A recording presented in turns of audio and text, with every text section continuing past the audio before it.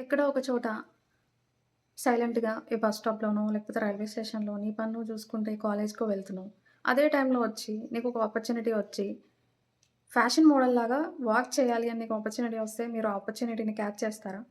ఇది అనుకుంటుంటే కూడా ఒక మూవీలో చిన్న సీన్ లాగా ఉంది గదా! కానీ ఇది నిజంగా జరిగింది. ఒక అమ్మాయికి భవిత మందావ. మీరు ఆల్రెడీ ఒకవేళ ఇన్‌స్టాగ్రామ్‌లో గాని, న్యూస్‌లో గాని చూసుంటే ఒక అమ్మాయి వైరల్ అయితుంది. Indian model.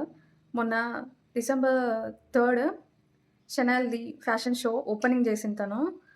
అసలేం జరిగిందంటే తనేదో జేఎన్‌టీయూలో బ్యాచిలర్ ఆఫ్ ఆర్కిటెక్చర్ చేసింది.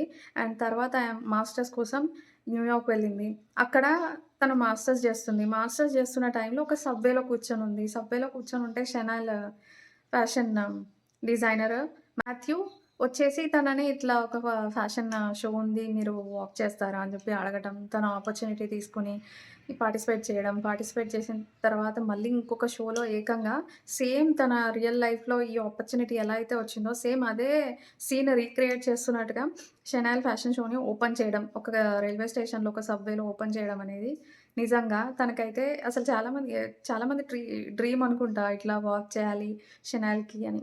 చాలా కష్టపడుతుంటారు.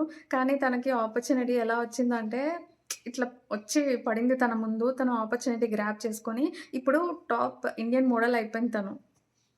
చాలా ఇన్‌స్పిరేషన్‌గా అనిపిచ్చింది. చాలా బావుండింది. ఇంకా వాళ్ళ మామ్ అండ్ డ్యాడ్ గూడా తను వాక్ చేస్తున్న వీడియోకి రియాక్ట్ అయితున్న వీడియో కూడా బాగా వైరల్ అయితుందనమాట ఇన్‌స్టాగ్రామ్‌లో. చూస్తే నాకు కూడా చాలా ప్రౌడ్ మూమెంట్ అనిపిచ్చింది. నిజంగా అలాంటి ఆపర్చునిటీస్ అందరికీ వస్తే బావుండును అని అనిపిస్తుంది.